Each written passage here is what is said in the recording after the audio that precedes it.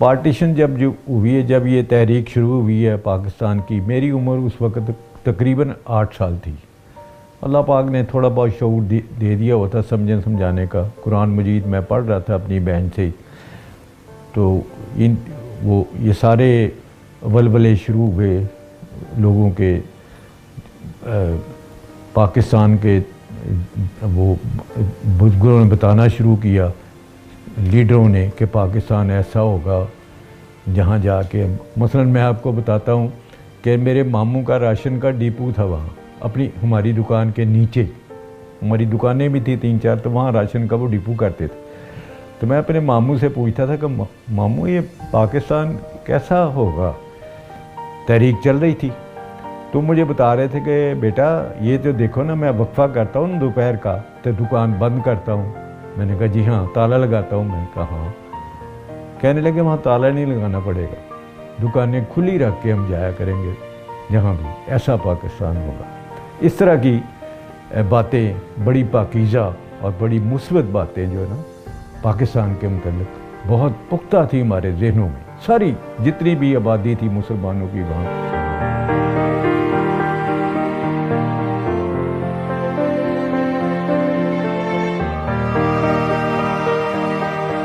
फिर वहाँ दंगे फसाद बड़े अरूज पर पहुँचे।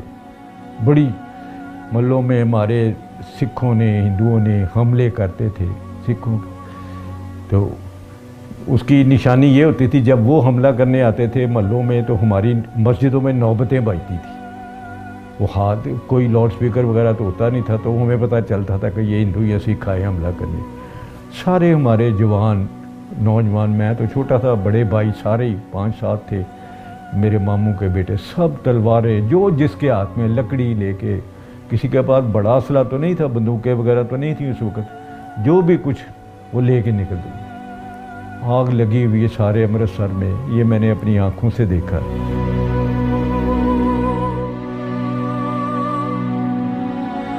वो मेरी आंखों के सामने वो मेरे दोस्त को शहीद किया उन्होंने। इसी तरह सारे शहर में पूरा अमृतसर जल रहा था और कत्ले आम था कोई, लेकिन उसमें जज्बा बड़ा हावी था। बच्चियों ने गांव में, हमारे इर्द गिर्द अमृतसर में कुओं में छलांगें लगाई, लोगों के बच्चे शहीद हुए। इसी तरह सारे पंजाब में तकरीबन ये हाल हुआ।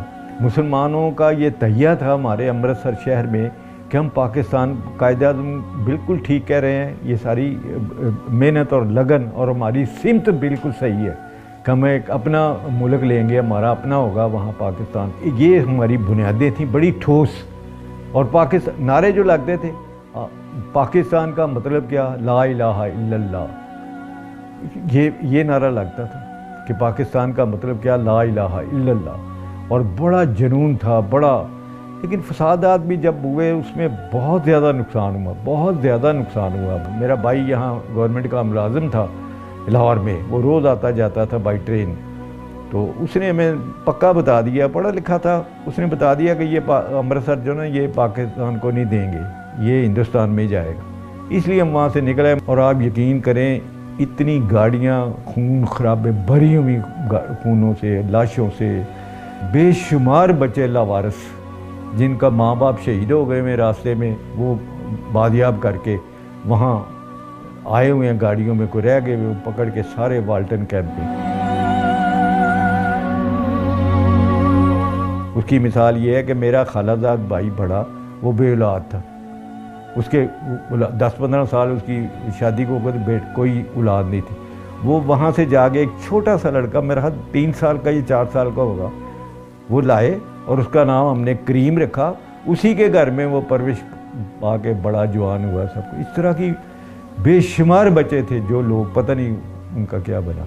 एक मैं वाक़या बताता हूँ, हमारे साथ ही जो वहाँ से अमृतसर से हम साए आए थे ना, तो जब उनको यहाँ लाहौर में मकान अलाट हुए, तो वो जब अंदर घुसे थे, हिंदुओं का सामान उनका पड़ा हुआ था वहाँ, तो उसने कुछ छोटा सा सामान अलग कर लिया, तो बाकी उसको अलॉटमेंट करने वाले को कहने लगे मेरा इतना ही सामान था, ये बाकी मेरा नहीं है, ये आप ले लें। इस तरह के जज्बे थे।